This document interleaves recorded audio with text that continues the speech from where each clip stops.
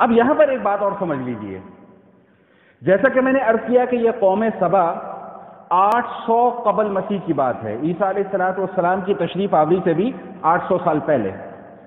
اب اس 800 سال پہلے کیا عالم ہوگا جب انہوں نے ڈیم بنایا؟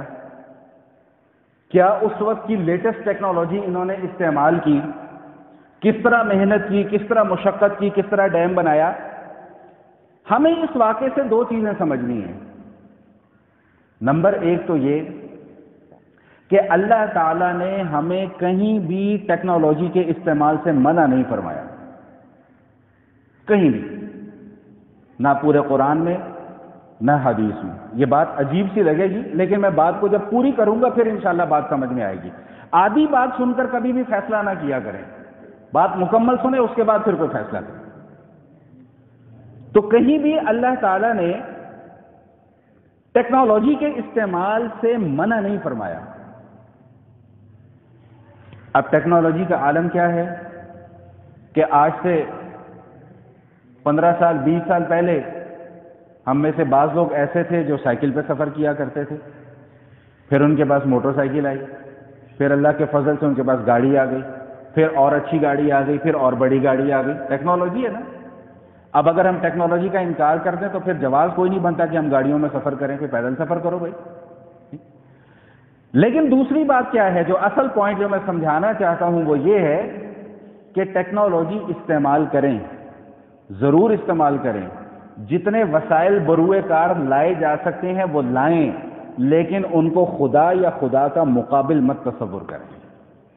اصل جو میں نقطہ سمجھانا چاہ رہا تھا وہ یہ، ہمارے اندر خرابی یہ پیدا ہو گئی، ہم یہ کہتے ہیں کہ بس جو سائنس نے کہہ دیا وہ حرف آخر ہے، حالانکہ سائنس کی کہی ہوئی بات حرف آخر نہیں ہے۔ حرف آخر وہی ہے جو اللہ نے کہہ دیا، جو اللہ کے نبی نے کہہ دیا۔ اب انہوں نے اپنے دور کی جدید ترین ٹیکنالوجی استعمال کی، لیکن وہی ٹیکنالوجی جب انہوں نے اسی کی ناشکری کی تو اللہ پاک نے اسی کو ان کے لیے وبال جان بنا دیا۔ اگر اللہ پاک نے ہمیں اس حوالے سے نعمتیں عطا فرمائی ہیں تو ان پر اللہ کی شکر گزاری کیجیے، نہ کہ ان کو اللہ کے مقابلے میں لا کر کھڑا کر دیجیے۔ میں جس مسئلے کی طرف اشارہ کرنا چاہ رہا ہوں شاید آپ لوگوں کا ذہن وہاں پہ پہنچ گیا ہوگا۔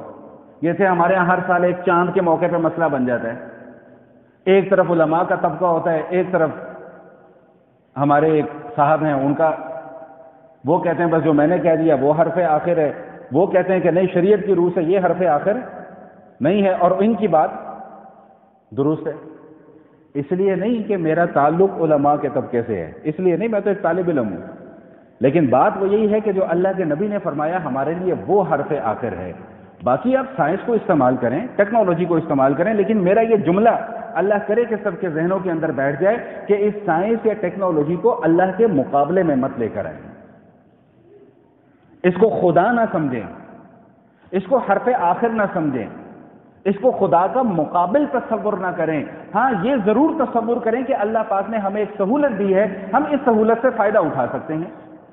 مجھے یاد پڑتا ہے غالباً سن 2005 میں بڑا یہ خوفناک قسم کا زلزلہ آیا تھا، ہاں 2005 میں، تو ظاہری بات ہے کہ جو احادیث سے اور قرآن سے جو چیز معلوم ہوتی ہے کہ یہ جو زلزلہ ہے یا آندھیاں ہیں یا طوفان ہیں یا سیلاب ہیں، یہ اللہ تعالیٰ کی تنبیہات میں سے ایک تنبیہ کا ذریعہ ہوتی ہے اور ایک تنبیہ کا سلسلہ ہوتی ہے۔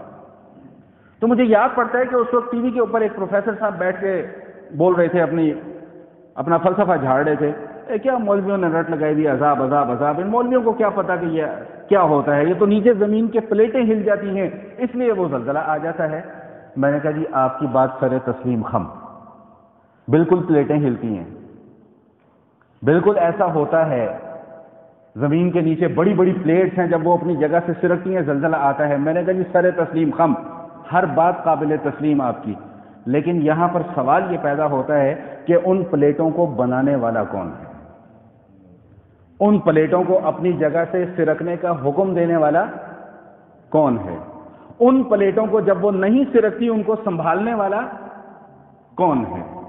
میں کہا جی اگر اس سوال کا جواب مل جائے تو ہمارے اوپر بھی مہربانی فرمائیے گا تاکہ ہم یہ عذاب والی تقریریں جھاڑنا چھوڑ دیں۔ ہمیں تو جو اللہ نے بتایا کہ اذا زلزلت الارض زلزالها واخرجت الارض اثقالها وقال الانسان ما لها، ہمیں تو اللہ کے نبی نے یہ بتایا کہ جب گناہ عام ہو جاتے ہیں پھر اللہ کی پکڑ اس انداز میں آتی ہے، کبھی زلزلے آئیں گے، کبھی سرخ آندیاں آئیں گی، کبھی زمین میں دھسا دیا جائے گا۔ بھائی ہم تو اللہ کے نبی کی بات کو ماننے والے لوگ ہیں، آپ کی باتوں سے انکار نہیں کرتے، لیکن خدا را اپنی باتوں کو اللہ اور اللہ کے نبی کی باتوں کے مقابلے میں نہ لے کے آیا کریں۔